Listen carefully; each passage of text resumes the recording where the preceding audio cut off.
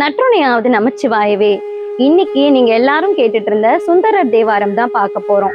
என்ன பாடல்னு பாக்குறதுக்கு முன்னாடி இந்த பாடல் எதுக்காக பாடப்பட்டதுன்னு தான் இந்த வீடியோல பார்க்க போறோம். சுந்தரருக்கு 2 மனைவிகள்னு உங்க எல்லாருக்குமே தெரியும். இந்த திருவொற்றியூர் திருத்தலத்துலதான் சங்கிலி நாச்சியார சுந்தரர் திருமணம் செஞ்சுக்குவாரு. திருமணத்துக்கு முன்னாடியே இந்த திருவொற்றியூர் எல்லையை தாண்ட மாட்டேன்னு சங்கிலி நாச்சியாருக்கு இந்த கோவில்லயே சத்தியம் பண்ணி கொடுத்திருப்பாரு சுந்தரமூர்த்தி நாயனார். ஆனா கொஞ்சம் மாசத்துல திருவாரூர்ல நடக்கிற பங்குனி உத்திர திருவிழாவை பார்க்க முடியாம திருவொற்றியூர்ல இருக்கிற ஏக்கத்துல திருவாரூர் போகலான்னு முடிவு பண்ணி திருவொற்றியூர் எல்லைய தாண்டுறாரு. திருவொற்றியூர் எல்லைய தாண்டினதும் சுந்தரர் கண் பார்வையை இழந்துடுறாரு. அப்புறம் தட்டு தடுமாறி திருமுல்லை வாயில், வெண்பாக்கம், தக்கோலம் போயிட்டு காஞ்சிபுரம் போறாரு.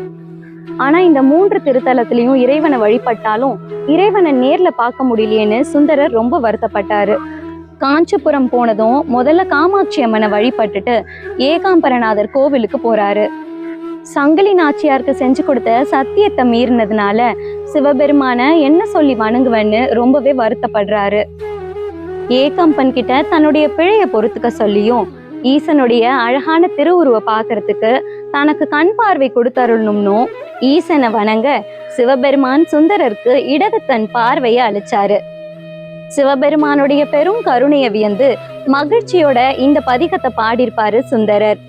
ஆலந்தான் உகந்த அமுது செய்தானேன்ற இந்த பதிகத்துடைய விளக்கத்தை நாளைக்கு வீடியோல பார்க்கலாம்.